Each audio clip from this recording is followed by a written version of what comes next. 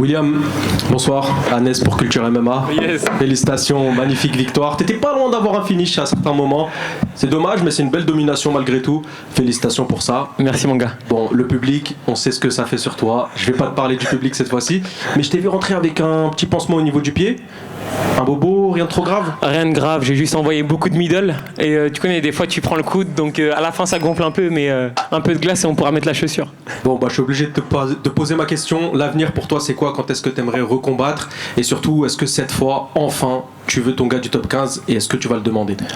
Je vais demander mon gars du top 15. Voilà, j'ai mon nouveau management. Je vais leur demander de mettre un peu de piment dans tout ça parce que là je veux monter. Donc il va falloir pousser un peu plus, que je puisse avoir un top 15. Maintenant, ils me le donnent ou pas, je suis prêt pour la suite. Quand est-ce que je veux combattre? Je veux combattre demain. Donc voilà, j'attends la suite, c'est tout. Il y avait un gars classé dans le top 15 qui devait combattre sur cette carte initialement, Patricio. Est-ce que c'est un combat qui pourrait t'intéresser? On sait qu'il veut combattre à Rio. Est-ce que c'est un fight qui t'intéresserait? Ça m'intéresse de ouf. Quand il y a eu l'annulation, je sais pas si tu as vu, mon adversaire a mis du temps à venir à la peser. Donc j'étais déjà en train de préparer mon message à mon manager et mettre un message sur X. Patricio, je suis là, il a encore prêt le message, tu vois. Patricio, je suis là si tu veux. Mais là, avant que je poste, mon adversaire a fait la pesée, il était au poids et voilà, on a dû le prendre. Mais c'était un beau combat, donc j'ai apprécié quand même. I'll just translate briefly what William said. Nothing too serious with his foot. It's swollen a little bit because he caught it on the elbow. He's got some ice on it. Asked about his future.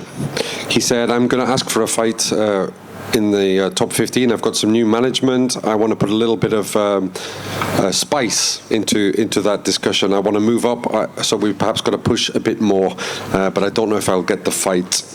And then he was asked about fighting Patricio, and he says, I'm here if you want. I'm ready to fight tomorrow. Yeah. William, juste par ici, 6 combats à l'UFC, 5 victoires. Est-ce que tu peux nous expliquer en quoi, selon toi, ce top 15 dont tu parlais, tu le mérites et qu'il est temps maintenant pour toi de l'avoir? Parce que concrètement, tu es là depuis le premier UFC Paris. Même si ça se met pas dans le tapologie, le finish, il est pas loin à chaque fois. On pourra en reparler juste après. Est-ce que tu peux me dire en quoi c'est très important pour la suite de ta carrière et c'est surtout ce que tu dois et mérites d'avoir?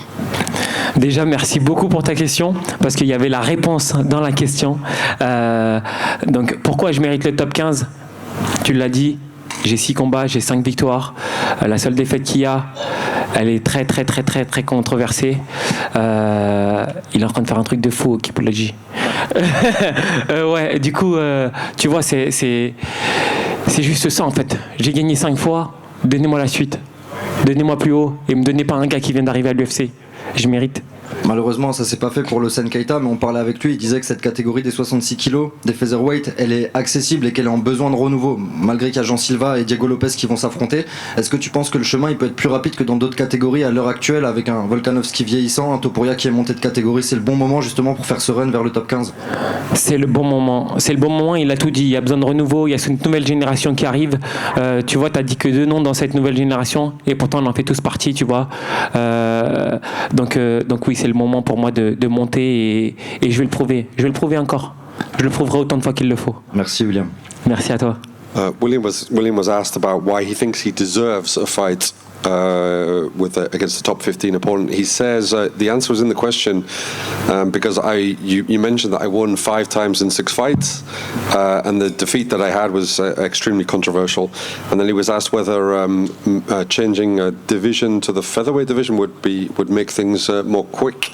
And he said yes, it's perhaps a good moment. There's a new generation arriving and it's perhaps time to rejeunir. I don't know how to say that in English. Refresh, thank you, whoever said that.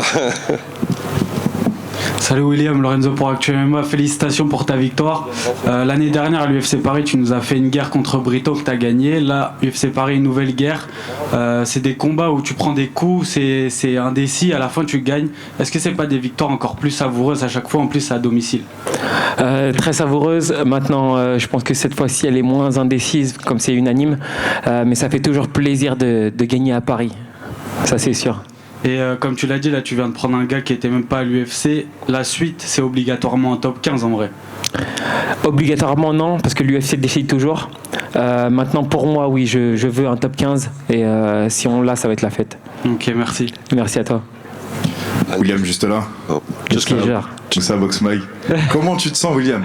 Je me sens bien, frérot, je me sens bien. Ça fait un plaisir. Tu sais que tu as toujours un stress quand tu combats à la maison. Parce que tout le monde attend de toi. Tu rentres, tu vois le public, il est à fond. Faut pas les décevoir. Donc quand c'est passé, ça fait plaisir. En parlant du public, à Accor Arena, bouillant, chaud bouillant, quand t'es rentré, ça a pété. Est-ce que tu as un message déjà, premièrement, pour le public qui t'a poussé ce soir? Et surtout, est-ce que tu as un message pour l'UFC? Parce que 5 victoires maintenant, généralement, il n'y a pas le chaos, mais la manière. Il faudra un top 15, voire un top 13, top 12 si on peut gratter. Qu'est-ce que tu as à dire? Alors déjà pour mon public, Paris c'est le feu. Faut dire à Dana White de venir parce que Paris c'est incroyable. On a dépassé l'Angleterre et tous les pays du monde, je pense. Quand tu rentres, avant de rentrer, tu les entends déjà. Et quand tu es à l'intérieur, tu as l'impression que tu es dans un four, c'est le feu. Donc là, vraiment, qu'ils mettent un UFC numéroté à Paris, et on le veut ce top 15. On le veut ce top 15. Et ici à Paris encore mieux. Et du coup, un message à l'UFC pour ton avenir. Parce que, quand même. Ouais, give me a top 15. Yeah, I'm ready. Et si c'est pas Patricio, qui ça pourrait être? Franchement, en fait, je suis pas difficile. Je suis vraiment pas difficile. Je veux un top 15. Qu'il ait une grande bouche ou pas, qu'il soit discret ou non, je veux juste le taper. C'est parfait. J'attends mon t-shirt, William. Je viens juste de le donner, t'es sérieux? Merci à toi, frérot. William, hello. Yeah. Congratulations for your win. Thank you. First question from me. Robert Ruha is a debutant. You've got now 6 fights in UFC, 5 wins. How do you rate his skills, talking about other fighters in UFC and the level of the fighters? Yeah, he is a very good fighter because he's a tough fighter and he was a KSW interim champion. It's for something. So yeah, he is a good fighter, but I win with a unanimous decision. So I think I'm ready for the next level, and I'm deserved that. Was there anything that was surprising for you in his level of skills? Yeah, because I just thinking he was good in ground, but he was good in distance too, in striking, good high kick. So yeah, very good fighter. Surprised me a little bit, yeah. In the third round, he had this moment when we saw that it was a bit close to the finish. How did you feel? Did you lost control for any moment, or maybe you felt so confused, pewny siebie? It's okay, I understand. Yeah, so you felt good and you didn't see any danger for you. Yeah, sorry. See, yeah, sorry. See, yeah, I feel a danger because he touched me with the high kick, but I take the advantage the next second. So yeah, he's good fighter. He touched me and I touch him back directly. So yeah, I take the advantage at the hand. And what about this eye poke? Some of the comments on Twitter, as we can see, bad eye poke, very bad eye poke. Also, people think that there might be a minus point for that. How could you comment that? Maybe, I don't know.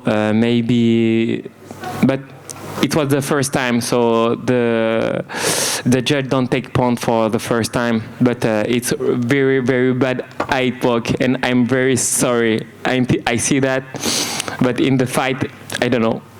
Just want to touch him and switch my hand to war. So sorry. Okay. Thank you. Thank you. Yeah. William, ici, Simone Itata pour Fight for Yours. Quelles sont tes émotions aussi et comment tu te sens à combattre ici à Paris à chaque fois, et s'il y a des différences, par exemple ce soir par rapport au premier UFC Paris et toutes ces occasions? Si j'ai un truc à dire, c'est que le premier UFC Paris, je l'ai vécu, c'était la folie, c'était juste incroyable et je pensais pas qu'on pouvait faire mieux, mais j'ai l'impression que là on fait encore mieux. Il y a encore plus de hype, encore plus de public à fond. C'est juste incroyable. Je pensais pas qu'on pouvait faire mieux et pourtant on l'a fait. Donc maintenant Paris, ça peut plus me surprendre. Et le public français est le meilleur public du monde? C'est une question ou c'est une affirmation? Parce que pour moi c'est clairement une affirmation. Le public français c'est le meilleur du monde. Il n'y a pas photo. Merci beaucoup. Merci. Félicitations. Merci à toi. William Lagrinta, yes. Une question par rapport à ta nouvelle équipe. Est-ce que tu peux nous parler de l'impact qu'elle a eu sur ce fight-là qui est, on va dire, pas un changement, mais enfin. On a vu du changement dans ce combat quand même. Tu vois, on voyait beaucoup on a moins vu de déplacements si tu as remarqué. Voilà, on restait un peu plus en face de l'adversaire. Et je pense que le changement il est là. Après aussi, l'adversaire le permettait. C'était un style où il fallait aussi que j'avance. Mais je pense que ce que ça va m'apporter chez Nicolas Hodge, chez ma nouvelle team, c'est des détails qui me manquaient. De toute façon, à chaque fois que tu arrives dans une nouvelle team, tu apprends des choses. Et là, je n'ai beaucoup à apprendre. Il faut savoir que là, ça fait seulement quelques mois que j'ai commencé avec eux. Et je sens déjà du progrès. Donc, on va continuer et ça va faire du bien à mon MMA. Ok, bien joué. Merci, mon pote. William, yes. Comme manager pour cette performance, félicitations. Justement, pour suivre cette question, d'où est partie cette réflexion du changement de team? Est-ce que c'est parti justement de cette défaite ou ça remonte encore à plus longtemps? Non, ça n'a rien à voir. Je pense que... déjà, il faut savoir que je suis parti en Thaïlande. Et comme par hasard, on arrive dans la même team là-bas. Donc je le rencontre là-bas, je le connaissais pas du tout avant ça. Juste on me parlait de lui, voilà, je me disais bon c'est peut-être la mode, tu vois, tout le monde va là-bas. Je me disais ça, hein, comme tout le monde, tu vois, on juge vite. et donc j'ai fait un peu de sparring avec Benoît et tout ça. Et puis lui il est venu me coacher un peu. Et ce qu'il disait, ça avait sens. Tout ce qu'il disait, c'était propre. Je sentais qu'on était sur la même longueur d'onde. Donc à la fin de ce camp d'entraînement en Thaïlande, il me dit écoute, si t'es motivé, viens à Paris quand t'es là. J'y suis allé, ça s'est super bien déroulé et on a décidé de continuer ensemble. Donc voilà, c'était une suite logique pour moi. Et justement, la Team Hot est au cœur de cet événement. Comment tu le sens pour le co-main et le main?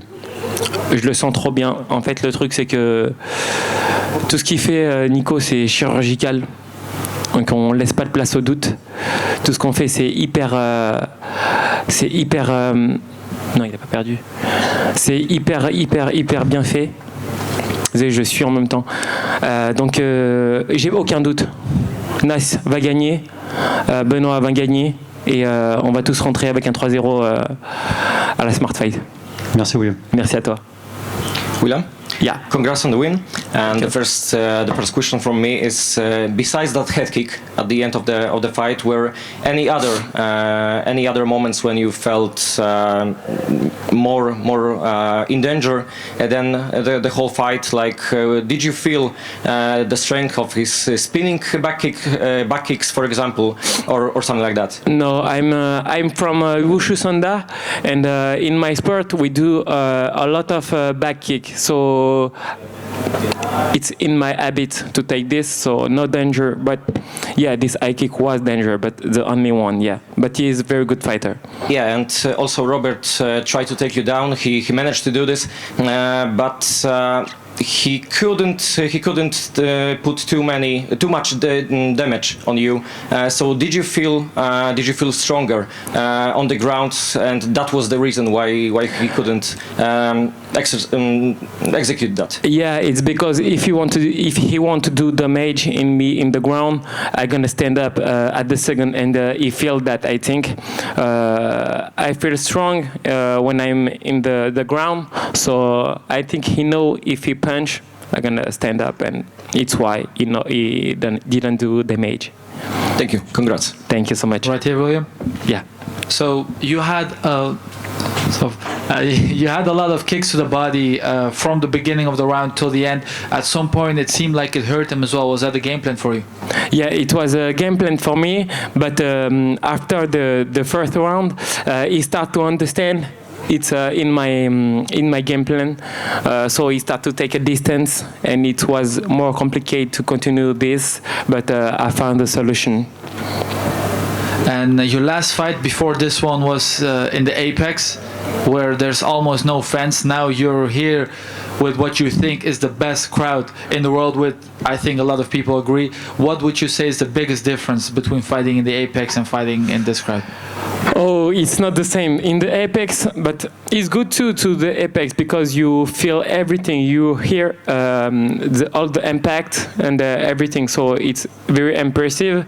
But in Paris, it's different because you have all the crowd, a lot of hymn, no. National anthem. National anthem. The national anthem give me a lot of power, a lot of strength. So it's why I go for it's better to fight in Paris. Of course, big difference. And you just mentioned that you thought that your fight versus Haider Emil was a controversial decision. Did you feel like you won that fight? To be hard question, you know, because I don't like people who say, oh, normally I have to win this fight. You know, it's his country. We was in United States, so I have to know. I have to finish this fight. It's why I lose. It's why I lose, because if I want to take this win, I don't have to feel tired in the third round. So I lose this fight. And you mentioned that you want to go into the top 15, right? Is there any opponent you would be interested in? One guy say my name, I think, no? I hear this guy, he beat Emil. I don't know if he is in the top 15. Yeah, maybe if he's in the top 15, him, but he is not. So no, I'm not interested. So, oh, yeah, Danige, I like this guy. I want to beat him. Yeah.